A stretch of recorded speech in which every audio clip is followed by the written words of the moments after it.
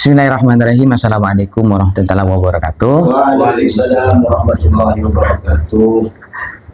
Sahabat Ramadan Pods yang dimuliakan oleh Allah Subhanahu wa taala, pada kesempatan kali ini merupakan episode yang sangat spesial karena kita kedatangan tamu Ketua PAC GP Ansor Kecamatan Omben, Gus Munfarid.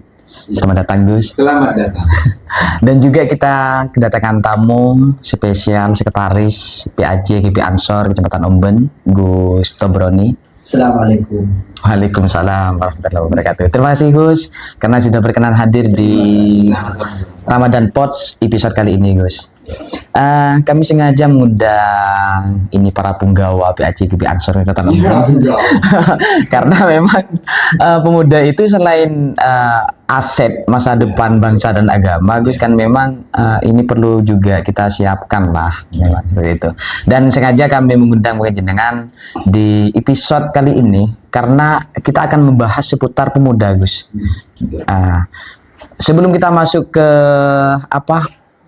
tema episode kali ini, mungkin bisa dijelaskan terlebih dahulu Gus, pemuda itu apa sih Gus sebenarnya? Pemuda itu seharusnya menjadi pemuda yang kreatif, inovatif, dan juga pemuda yang produktif. Ya, hal seperti itu. Pemuda itu adalah di usia transisi ya, dari mana dari anak-anak menuju tahap tua. Jadi pemuda itu yang berkisar umur 12 tahun sampai 30 tahun. Itu adalah pemuda. Ya seperti kita-kita ini. Ya. Kalau di atas bukan. Ya. Kalau di atasnya 30 berarti bukan pemuda. Iya kan? Ya, berarti seperti itu berarti. Iya, berarti seperti itu. Jadi kita-kita di usia 30 ini, inilah pemuda-pemuda. Di mana pemuda hari ini adalah pemimpin masa depan. Di mana seperti halnya yang disampaikan dalam satu makalah itu Subarul Yaum di pemuda hari ini adalah pemimpin di masa yang akan datang. Berarti yang kategori pemuda itu yang menurut berbasis usia lah, itu dari usia 12 sampai 30 tahun begitu ya, guys.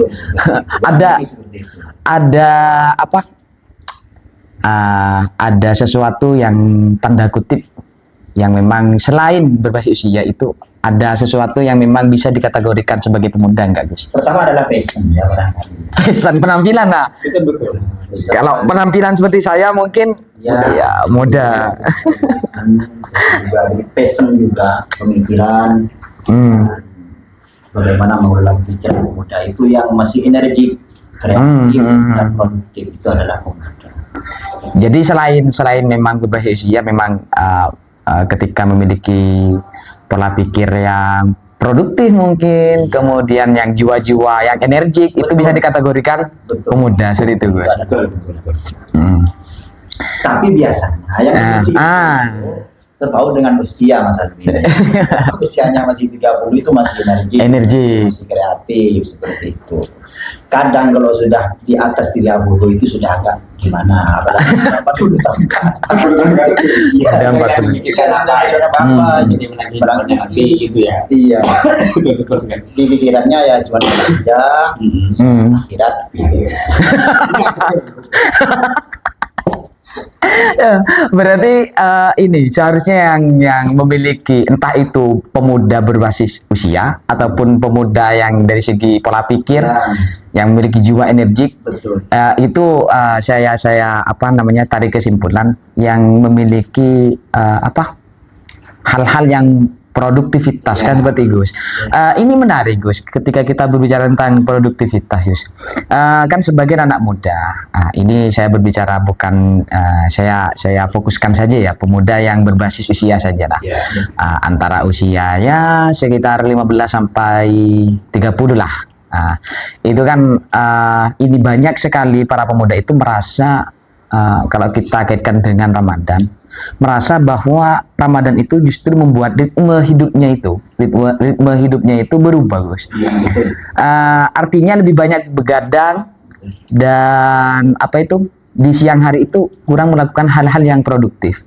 Nah, bagaimana sebenarnya cara memaknai Ramadan itu Gus, agar supaya tetap menjadi momentum produktivitas seperti itu, Gus. Bukan sekedar perubahan jadwal tidur, kan biasanya Iya, iya, iya. hanya perubahan jadwal tidur yang berubah di bulan puasa ini. Pertama adalah itu pengelolaan waktu, harus mengelola waktu dengan bagus. Jadi walaupun berada di dalam bulan Ramadan, itu tetap kita jangan sampai kelewatan.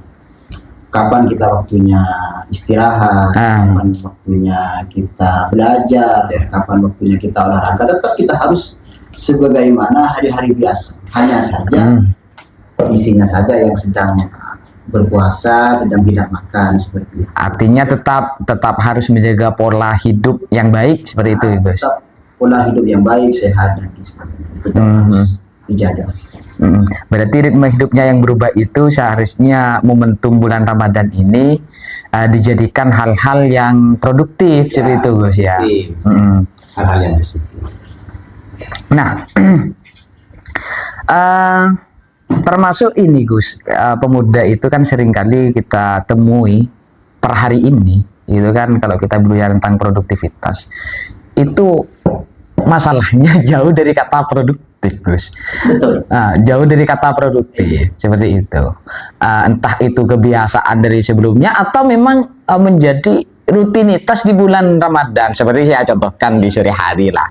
Di sore hari itu kan kebiasaan terburuk yang sering kita lihat di pemuda itu kan dalam menyambut buka puasa itu kan berada di pinggir jalan menonton balap liar ya, contohnya nyari malam ngabuburit seperti itu, dan itu kan kegiatan-kegiatan yang kurang produktif, itu unfaidah unfaidah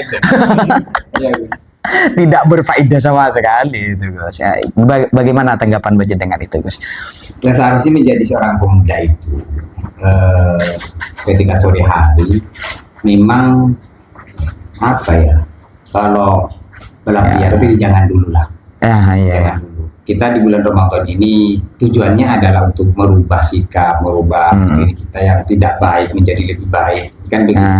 Yang dulunya biasanya ya kita trek-trekan di bulan Ramadan. Di bulan Ramadan berhenti dulu lah. Gitu. Berhenti dulu, jangan trek-trekan. Ya kita warnai bulan Ramadan ini dengan ibadah yang banyak manfaatnya ke orang lain. Contoh misalnya pemuda itu mempunyai inisiatif, ayo besok kita buat inilah, buat kegiatan apa, bagi-bagi takjil contohnya, ya betul. Atau mengajak selain trek-trekan yang positif buat masyarakat itu.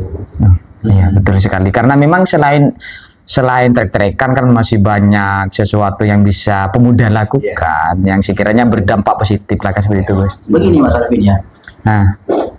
Bulan Ramadan itu sebetulnya adalah bulan pemuda. Oh, gimana?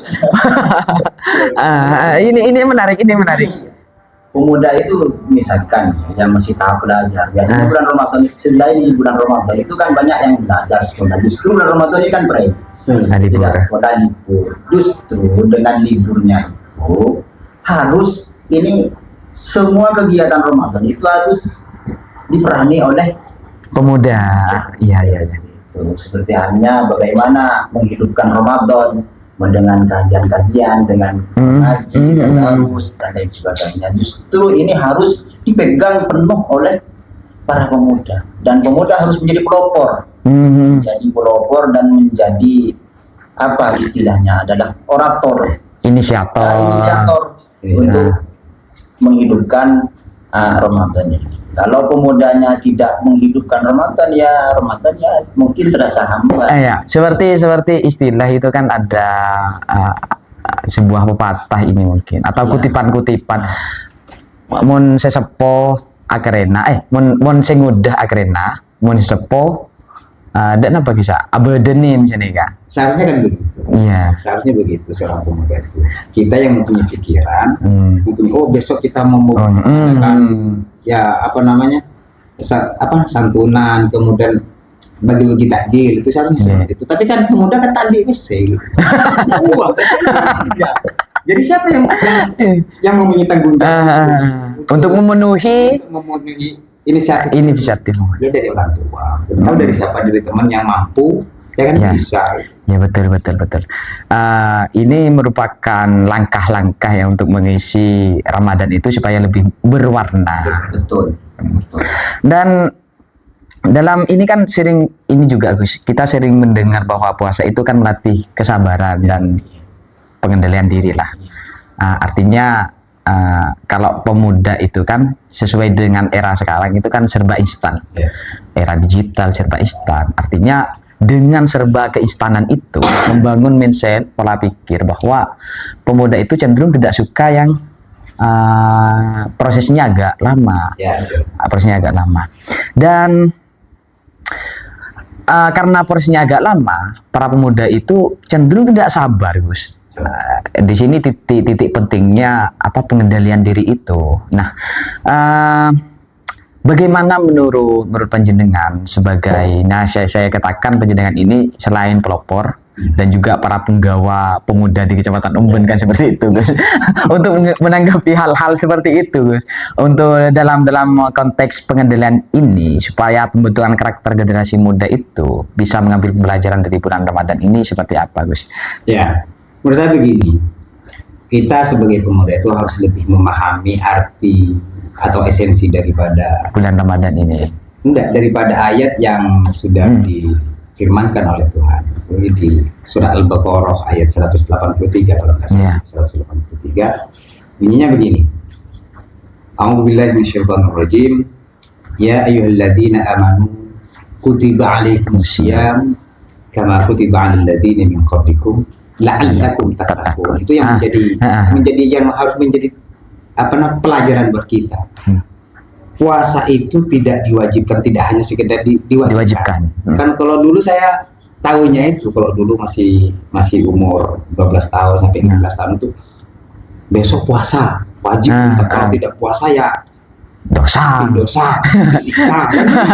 Ya, esensi dari bulan Ramadan itu apa? Puasa itu apa nanti? La'allakum tattaqunnya itu loh. Ya kan? Agar kita menjadi orang yang lebih bertakwa. Kan begitu. Lah itu seorang pemuda sekarang itu masih belum memahami la'allakum tattaqunnya itu. Yang dipahami mereka hanya cuma kewajiban. Ya sudah puasa, kemudian dalam proses puasanya itu apa? Kita hanya menahan lapar. Gitu. Kemudian menahan hawa nafsu itu kan itu tidak hanya sebatas itu. Termasuk pengendalian diri. Itu merupakan langkah buat kita menjadi orang yang bertakwa itu tadi, begitu Gus ya. Tidak, Ramadan ini menjadi ajang latihan melalui kesabaran kita, melalui bagaimana kita menahan hawa nafsu, lapar dan lain sebagainya, sehingga bahwa hidup kita ini butuh proses dari sesuatu yang sulit, ya itu. Jadi nggak semuanya langsung instan seperti hanya yang kita rasakan oleh pemuda-pemuda saat ini. Itu tidak. Jadi dari lapar untuk makan harus lapar dulu. Jadi jangan makan nggak tambah lapar kita makan tidak salah. Tapi bagaimana kapan kita makan kalau kita sudah lapar? Makanya harus cari uang. Bagaimana Jadi Ramadan adalah momentum untuk bagaimana melatih diri untuk berproses agar di mindset kita itu bahwa hidup ini tidak selalu instan. melalui proses. Hidup adalah penuh dengan ikhtiar, penuh perjuangan. Iya, ini menarik Gus. Karena kan kalau kita mengambil hikmah dari bulan Ramadan yang dijadikan pembelajaran, kan seperti itu Gus. Kalau kita sudah mampu membuat Ramadan itu sebagai ajang pembelajaran, ini kan saya teringat satu istilah bahwa sebuah kenikmatan itu akan lahir ketika kita sudah melewati beberapa rintangan. Dan di bulan Ramadan itu adalah momentum buat kita belajar menahan dan menahan dari semua hal, termasuk hal-hal yang kita sukai di selain bulan Ramadan. Itu kan di bulan Ramadan itu kan kita harus menahan diri kan seperti itu. Dan puncaknya nanti kan setelah bulan Ramadan sehingga kita terbiasa dengan hal-hal yang kita tidak sukai. Nah, tapi begini Gus, kan perubahan itu kan sering tidak bertahan. kan itu Gus. Banyak anak muda ingin berubah saat di bulan Ramadan, artinya lebih rajin ibadah, kemudian lebih disiplin, lebih dekat dengan Al-Quran, bahkan lebih lebih aktif beribadah, lebih istiqomah istinya. Tapi setelah Ramadan selesai, buyar. Setelah Ramadan buyar. Artinya dia meskipun terlihat istiqomah, terlihat rajin ibadah, hanya terlihat di bulan-bulan Ramadan. Apa sebetulnya? Memang yang namanya pemuda itu kan masih lampitas. Ya. Dan sekarang merah, besok sudah hitam. Sekarang putih, besok sudah abu-abu. Itu sudah hanya paling tidak pernah merasakan kebaikan di bulan puasa. Betul. Jadi Ramadan ini agar dijadikan sebagai momentum bagaimana kita selalu merubah diri. Soal nanti setelah Ramadan kok kita berubah, tetap seperti sebelum Ramadan. Tetap seperti bulan sebelum Ramadan, ya paling tidak kita sedang Iya betul. Paling tidak kita menikmati masa-masa kebersamaan. Karena ini Mas Arvin, harus yang pertama adalah di Ramadan ini kita harus tata niat. Kita mau berubah, mau belajar dari Ramadan ini. Itu yang pertama. Dan Ramadan dijadikan sebagai momentum muhasabah diri, introspeksi diri. Apa yang kurang dari kita selama sebelum bulan Ramadan, kita perbaiki di bulan Ramadan. Apa yang kita lalai di bulan Ramadan, kita perbaiki di bulan Ramadan. Atau barangkali ada doa-doa yang tertinggal sebelum Ramadan. Wah. Kita teruskan. Ya betul. Mana dalam Ramadan ini katanya apa? Syahrul mustajab mustajab ya, doa kita insyaallah terkabul di bulan Ramadan. Paling tidak sesuatu yang tidak terlihat di bulan Ramadan kita bisa melihatnya di bulan Ramadan. Dan saya ambil contoh kebersamaan lah, karena sulit sekali Gus. Saya ambil contoh terkecilnya saja, jemaah. Ini yang kita lihat jemaahnya aktif sampai subuh, dari maghrib minimal, meskipun tidak lima waktu, minimal dari maghrib sampai subuh, setiap sholat itu kan pasti berjemaah. Paling tidak kan itu mungkin bisa dijadikan pembelajaran itu tadi, kemudian kita bisa bawa meskipun bulan Ramadan itu telah usai. Seperti itu. Biasanya begini Mas Arvin ya, kalau di Ramadan itu kita lebih fokus untuk melakukan ibadah, insya Allah setelah Ramadan kita nggak terlalu kesulitan lah melakukan ibadah di selain Ramadan. Biasanya seperti itu.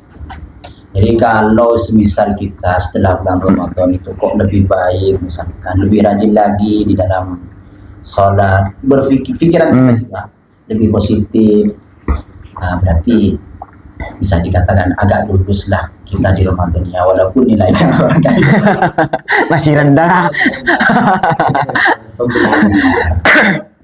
Berarti bisa dikatakan bahwa Ramadan ini sebagai training camp spiritual. Betul ya, betul. Berarti pusat pembelajaran bahwa kita itu sepenuhnya bisa mengambil hikmah dari di bulan Ramadan ini. Terus ini terakhir Gus, jika Ramadan ini diibaratkan sebagai semacam training camp spiritual selama 1 bulan, nah bekal apa saja sih yang seharusnya dibawa anak muda ini sehingga setelah Ramadan selesai, kegiatan atau aktivitas selama di bulan Ramadan ini tetap kita jaga seperti itu. Bekal yang harus kita siapkan seperti itu. Kalau terkait bekal itu banyak di bulan Ramadan itu sebenarnya. Kita menahan lapar saja itu sudah bekal kita. Nanti kalau di lain bulan Ramadan itu lapar itu menjadi sebuah peringatan pada kita sebagai pemuda. Dan penting ada istiqomah Mas Arvin. Jadi keistiqomahan di bulan Ramadan. Ya istiqomah. Bagaimana kemudian nanti kita bawa di setelah bulan Ramadan. Disiplin. Kita makan saja kita kok ada aturannya. Iya. Kita makan kalau sudah masuk maghrib, masuk sahur, Iya. Jadi paling tidak dari pengelolaan makan itu saja bagaimana kita melatih kedisiplinan. Kita teratur dalam makan itu dan hanya sedang apalagi sebetulnya kan makan itu kan yang mendorong kita untuk bagaimana bisa melakukan kebaikan, atau malah sebaliknya kita bisa melakukan sebuah keburukan. Ya, makan di bulan Ramadan ini bagus. Kita makan jangan terlalu banyak lah, agar bagaimana kita terus terkendali ibadahnya, emosional kita agar terkendali, sehingga kita tetap selalu berada dalam posisi yang positif seperti itu. Jadi bekal itu dari minimal dari keistiqomahan kemustomahan yang kecil itu seperti halnya makan itu kita bawa ke luar Ramadan. Apalagi di yang segi ibadah yang lain. Kalau misal contoh bulan Ramadan kita sempat lah walaupun hanya setengah juz atau 1 juz baca Quran setiap hari, minimal setelah bulan Ramadan kita seperti itu. Tidak bisa seperti itu ya, minimal 1 minggu 1 juz lah. Ya, betul.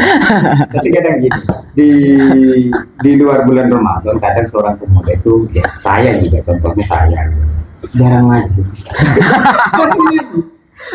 Iya betul. Kenapa? Saya gini, karena bukan kebiasaan, mudah-mudahan tidak menjadi kebiasaan saya. Di bulan Ramadan itu saya jarang tadarusan, seharusnya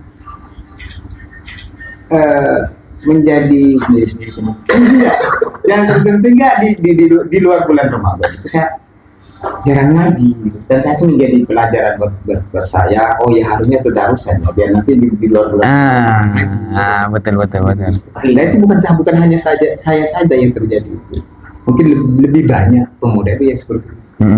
Jadi begini Mas Arvin, ada sesuatu yang ingin saya sampaikan. Ya.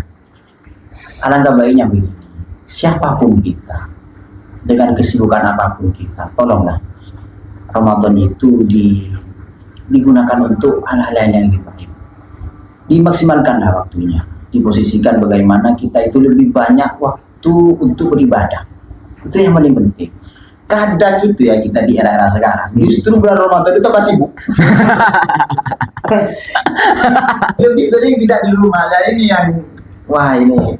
yang seharusnya bulan Ramadan itu training camp spiritual, Quran bersama keluarga, justru balik Ramadan ada kegiatan ini. Yang kadang tidak mengenal terhadap esensi Ramadan. Bahkan kita kalau misalkan ada di luar aja sudah tidak terawih kadang kita. Ya. Nah ini ke depan, marilah siapapun kita di kemudahan bisa mengatur hal-hal yang seperti itu. Jadi bagaimana kalau mengadakan bukber, itu bagaimana agar kita terjaga lah sholatnya, jangan sampai tidak terawih. Bukber ya. Bukber itu bagus. Bukber itu bagus. Iya, Pak. Yang awalnya kita biasa sendiri di rumah kan banyak tuh pemuda betul. Sendiri hidupnya sendiri, ya cuma main. Iya. Kan punya alasan punya gadget. Di situ kan banyak informasi katanya begitu. Padahal itu tidak baik juga loh untuk keberlanjutan. Ada, tapi bukbernya jangan kebablasan. Ya. Yang lebih banyak dilakukan oleh pemuda. Makanya seperti yang saya sampaikan tadi, pemuda harus jadi pelopor menghidupkan Ramadan ini. Di Ramadan itu harus ada di tangan pemuda. Jadi yang seharusnya mewarnai Ramadan itu seharusnya diisi oleh pemuda. Yang menghidupkan speaker. Seharusnya kalau main game terus game online. Makanya ada apa namanya? Pemuda masjid ya. Pemuda masjid. Harusnya seperti dimanfaatkan ke sana. Harusnya yang membangun sahur itu bukan para pemuda. Pemuda seharusnya. Yang tadarusan itu jangan orang tua, tapi yang pemuda. Bahkan ya kalau bisa yang jadi imam tarawih juga harus pemuda, biar menarik minat teman-temannya yang lain. Iya, betul. Soalnya kan kalau orang tua yang mengisi kan kasihan kan, apalagi yang musim-musim sekarang kan musim-musim kerja kan. Kalau di daerahnya kita kan mayoritas itu penghasilannya kan dari tani. Dan sekarang musim-musim panen padi kan kalau kita memasrahkan semua hal yang seharusnya diisi di bulan Ramadan ke orang tua, Itu kan kasihan juga yang capek-capek. Siangnya harus kerja, malamnya harus begadang bangunin sahur, kan itu tidak elok juga. Itu kadang nggak jadi ikon. Kalau muda itu kan jadi ikon. Ikon. Jadi penarik. Yang seharusnya dia jadi tukang somede mercon. Kalau dia jadi imam tarawih kan, kalau nggak jadi agenda-agenda nyumet merconnya kan teman-teman yang lain kan ikut tarawih juga seperti itu. Ayo tarawih dulu, nanti kita nyumet.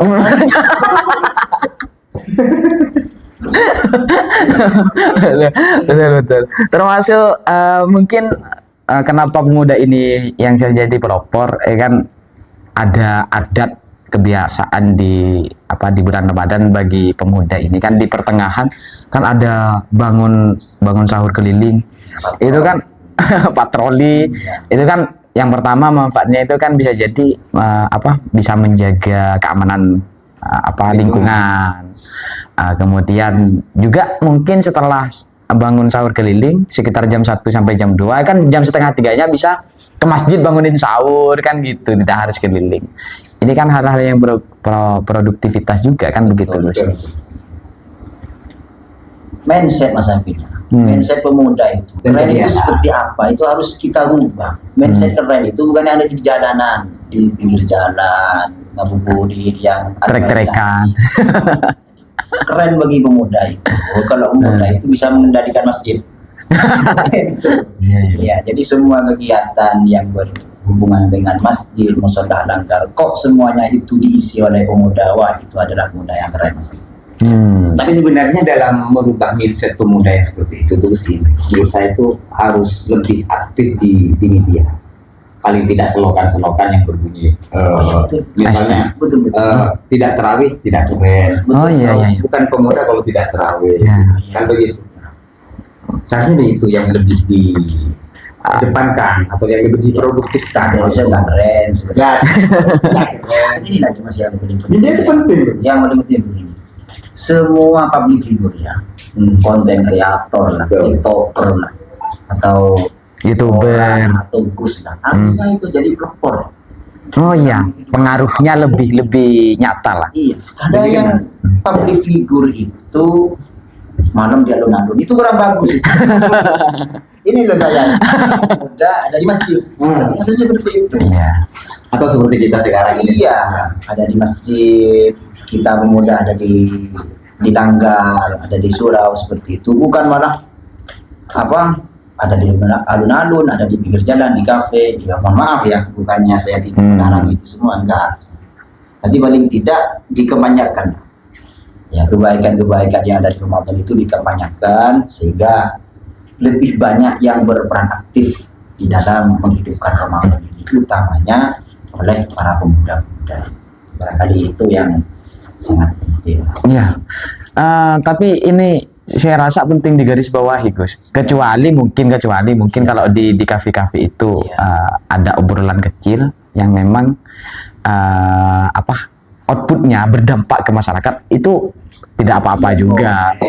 Boleh, tapi suraunya jangan ditinggalkan, masjidnya jangan ditinggalkan. Iya.